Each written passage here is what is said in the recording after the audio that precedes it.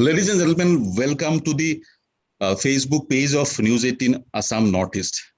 The students from Northeast, as you know, viewers, they are performing very dismally when it comes to UPSC civil services examination as compared to other states of India, including Bihar, Rajasthan, Jharkhand, etc., etc.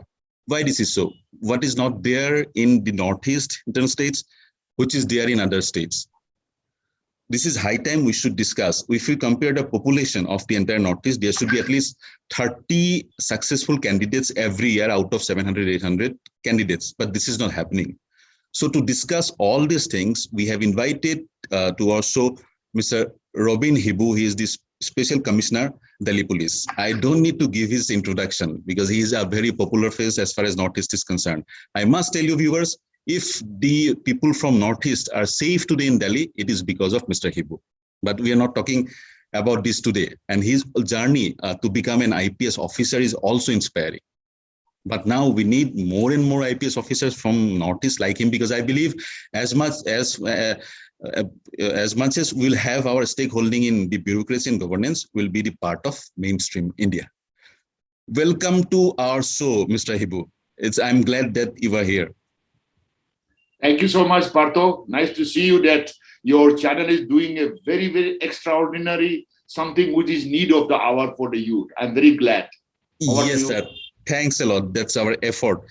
First of all, Mr. Hibu, I would like to ask you, when you were in police academy, how many from Northeast were there being trained as an IPS officer at your time, maybe 15, 20 years back? In the IAS, we had 3, in IPS 2, in foreign service 1, and in forest service 2.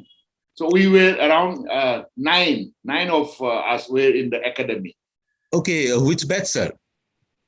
93 batch. 93 batch. 93, 94, yes, combined 93, together. 94 batch. I mean, compared to the scenario today, it was great, fabulous. Yes. So now, as you see, as I told you, if we compare the population of Northeast, the candidates who are appearing for civil service are very less. They do not appear because probably they do not have the awareness. They do not know about this career. And also at the same time, as I told you last time, this year's performance, 6 from Manipur cleared successful candidates. This is quite praiseworthy. Only 1 from Assam, and some of the states gone blank. So at this hour, what do you think to be done so that we can give a conducive atmosphere to the students of Northeast so that they can also become a successful IS and IPS officer like you? Partho, first thing you must understand this. For civil service examination, the preparation starts years back. It's not in a knee jerk in 1 or 2 years. So what I am very glad that Manipur, what they've done is well done, very good. My analysis of what is the recent outcome of the very abysmal performance of in the UPSC is number 1. Somewhere or other, I feel because most of the who could do well in this year's service also, most of them are from Delhi, except for few, those who have underwent all those coaching and so on and so forth. Apart from coaching, they have been persistently doing very well in the academic performance in the class, in the 12, graduation, so on and so forth. So here I feel somewhere or other the killing instinct from your undergraduate level, that is missing. Because you can't just get through the UPSC only by the coaching. So number 1, that is 1. Number 2, our boys from Northeast, some of them are very bright and brilliant, but it seems we are lacking that infrastructure and guidance back home because everybody cannot come to Delhi. Partho? That's what my next question is. Like, Delhi has some of the best coaching institutes in the country. So students from all over the country, they go to Delhi for better coaching. Can't we have that kind of coaching centers, or can't we bring teachers from Delhi to Northeast so that we can also give them that kind of training which is given in Delhi? You organize. First of all, Partho, you must organization. understand that Delhi is not only because of the coaching institution. It's also because of other factors also, like which is missing in the Northeast. Number 1, you need to have apart from setting up a coaching center, which we have it in the Northeast, but what I find lacking in the back home is that number one, even those who are, a successful IAS or IP who are posted in the Northeast, I think they need to chip in, number one, because they have been undergone that difficult process of selection of UPSC preliminary, written and interview.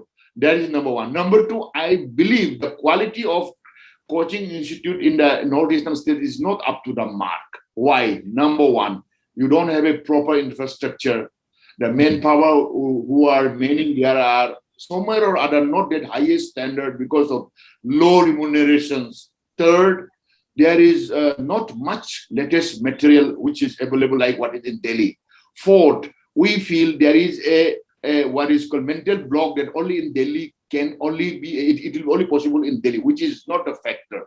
So fourth thing, what I want to convey that there is no proper incentive even to the, because at the end of the day, to running a coaching institute is not only the infrastructure, the quality of the instructors, the teachers, the faculty member, that matters, which generally people from Northeast, from the mainland, they hesitate to come to the Northeast. That is one of the point. You said one thing very, very important. You said the working officers, they should jump in. I talked to a couple of officers. They say they cannot go to the colleges, they cannot teach because they are successful officers, but they cannot teach. What they can do is they can mentor, and for mentoring, the college will have to invite, the university will have to involve them. So there is you do not find an atmosphere where you can also make them stakeholder. So what should they do? Like, if someone is a deputy commissioner in a district to create awareness in the college, in the university of particular district, what should be the step that that particular officer should take? Partho, let me remind you, when I was in Jawaharlal Nehru College, Pasighat, I know the intent of the state governments are very good. Everybody, every chief minister, every education minister, they are trying their level best to give the best whatever they can. Let me set an example of Jawaharlal Nehru College, Pasighat. We had a so-called civil service coaching institute. And imagine that coaching faculty members were our lecturer.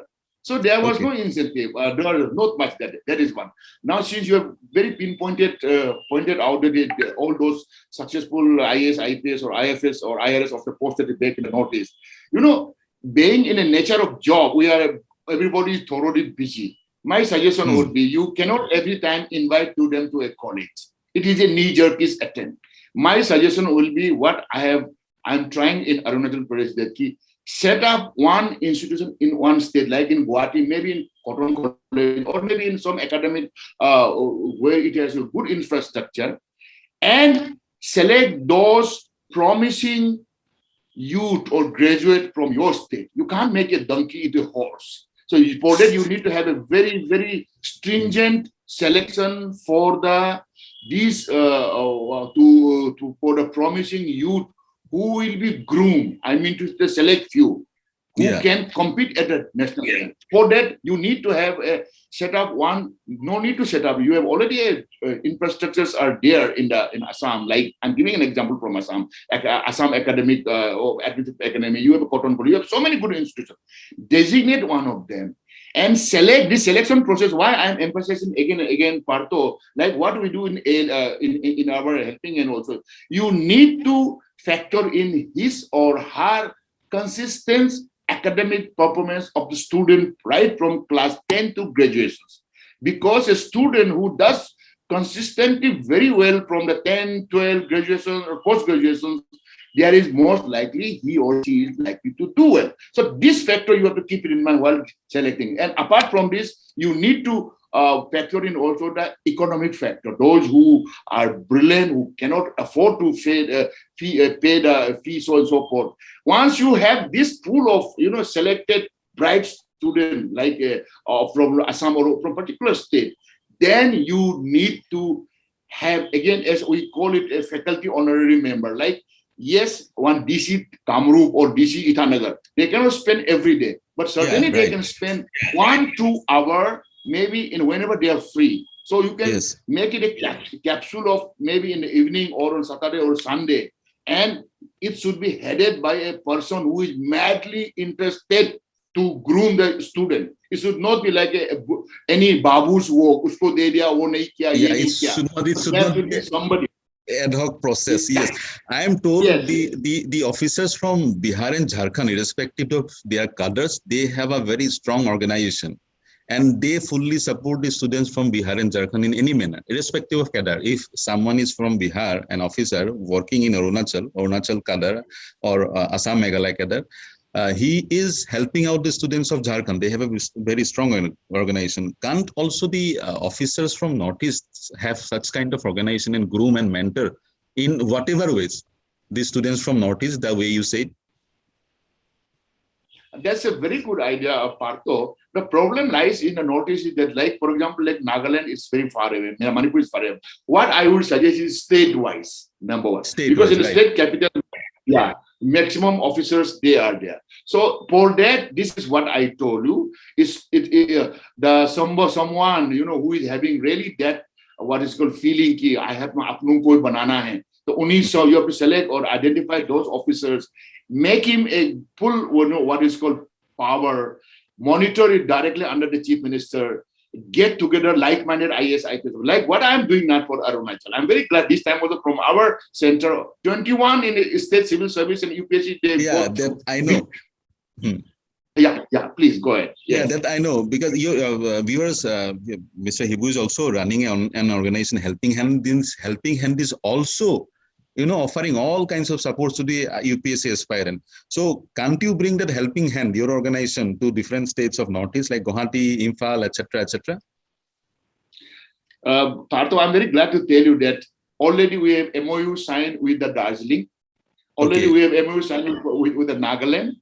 And these people or organizations are, I would say, proven social worker, having really that deep attitude or concern for the welfare of the future of the student. So we select them from all those. Everybody want to join Helping Hand. They want to associate with us. We have a lot of reach out all over the world, even in India. So what we do, even in Assam, I'm looking out, but I'm yet to get whom I can believe, whom I can say, yes, they have capacity, they have dedication, they have attitude to run. I'm willing to do that. So I'm expanding slowly. Itanagar I have. So Nagaland I'm going to have. Manipur already I have. Yes, Assam I'm looking forward. I'm sure once we do that, then I would look out for very happily to start at Guwahati. And I'll meet your chief minister. We'll meet some of the like Professor Nani Mohanta and other. They all are willing to do that. But I need some organizations who can take responsibility, because as a Helping Hand in Delhi, we cannot every time fly down. We will give you all the assistance. I need someone who can. Yes, that's true. Yeah, at the same time, I have seen students from Delhi. They go to Delhi. Students from Northeast, they go to Delhi. But in Delhi, climate is very extreme. There are other issues. You have to rent out a house. You have to think of food, etc., etc. So most of the time, they fail and they come back or they join other jobs. So to avoid that, if we can have best coaching institutes in Northeast itself, that will be so helpful, isn't it? That not only helpful, that will be, I would say it will be U-turn. It will be a great tectonic change for a student. And that's what I tell. That's what I always say. You have become successful and now nation has bestowed with so much of power and authority and everything with you. So I think I will appeal to all the officers from All India Service as well as from the state service. You must give something back to the society, and best thing can be groom the few of the students. Like what I'm doing. Let me tell you, I'm grooming 6 candidates in my every year. I select a 6 bright student from Arunachal, either for a IIT or for a NET or for a UPSC or for the banking. I help them. Apart from personal counseling, I get them the best material, groom them, put them in the best coaching institute, give them concession. So I think if every IAS or IPS or IAS officer, IFS officer, even if they adopt 1 or 2 students per year, I think that can make a huge difference. Of course, selection should not be what is called fair. There should be fair selection. Yes. That's such a great idea. IPS, IS officer, All India Services officers, if they can at least groom one candidate, that will bring a tectonic shift. as you said about you talked about Chief Minister. Manipur Chief Minister, when 6 of Manipur students successfully cleared UPSC, he granted earmark 2.8 crores, I think, and that money will be used to come up with best of coaching institutes. That is a great initiative which can be replicated in other states as well. Now my question is, probably the last question, what should be the role of the civil society? We talked about the role of the officers. Now, what should be the role of the civil society and academia? Number one, before I come to your question, Partho, let me tell you, in Arunachal also, our government is earmarked 78 lakhs of rupees, and that is by the Chief Minister. And apart from that, I have motivated 22 MLAs of my state to sponsor 2 candidates from each constituency. And I help them to select. So imagine 22 means 44 potentials, promising students are grooming. I think Assam has got a lot of potentials. Or you can, through your channel, I'm sure the MLA can, they can sponsor 2 candidates per year from that MLA-led or MP-led. Because Section 4 of the MLA-led, it allows that you can spend the MLA-led or MP-led fund for training or coaching for any unemployed youth, which may lead into a gainful employment, some entrepreneurship skills. So there is no ban on that, number one. Number two, coming to the civil society, they are I would say, the pulse of the society, because the government and society, you are the torchbearer or watchdog for the society. I think if civil society can, what I'm offering you now, why not you have those who are like-minded, those who are willing to see something change through the youth. They can come together, or even if they are not able to come together, they can help your initiative. In fact, I would offer that to the civil society of the Northeastern states, whoever is willing to be associated with us for starting this what is called Center of Excellence for Civil Service Coaching for the Northeastern state, each capital state. We are willing to help. Send your biodata, send your activities, what you have done, send the contact person. We will do the backdoor verification, whether you are really doing the job or not. Like for Shillong, for the Nagaland, for the Manipur, and for the Darjeeling, we have done the backdoor checking. They all are fanatic social workers. This is what we have MOU with. They already signed with them. Okay, number one, that is the role of the civil society. Now the academia, yes, in fact, they can be I would say the pillar for the getting the materials and doubt clearance. For example, like a coaching institution, they only teach what are likely to come. But if you want to know in detail, it's the academia they can help you out. Like, for example, my very good friend Nani Mohanta is a doyen of a professor in political science. So he had already experience. So there are so many professors who are also willing to help. But part of the problem is that there is no forum jahan ja sake. अरे लोगों का दिल में तो है, इसलिए I'm trying to execute नहीं हो रहा है, execute नहीं हो रहा है. No forum where you can come together. Like for example, helping has given a chance to the Northeast people. When you are in trouble, you come to us. We carry the dead body. So here also, you must, through your channel, I must appreciate.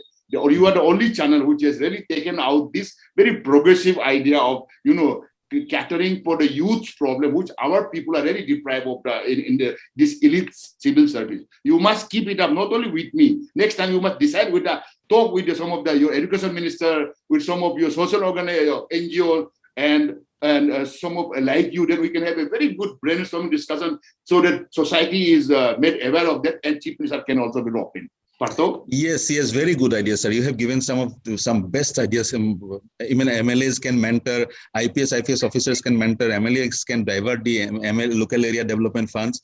But the point is, they will have to have a robust selection process so that they can pick up the best brains. This is what I told you. Robust system selection we do. Let me tell you for the viewers what we do. We ask the applications from the mark sheet and certificate of class 10, class 12, graduations, post-graduations, and your co-curricular activities, and your income certificate. We verify it from income certificate from the BDO and DC office. We verify that mark sheet, whether if it is from some doubtful private university or something like that. We go into depth of the matter. We don't allow such people because mark sheet can be managed. I know even like in open school system, there's a huge mark they'll give a lot of marks. Right.